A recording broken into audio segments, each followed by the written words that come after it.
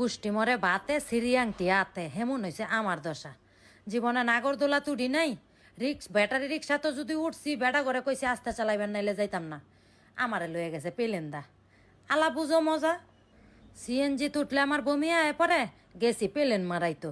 বাবা রে বাবা, মহামান্য স্বামীরে জিগাইছি আগো জানালা কি এমন আটকাই নেই থাকবো, এই জানালা কি খোলে না?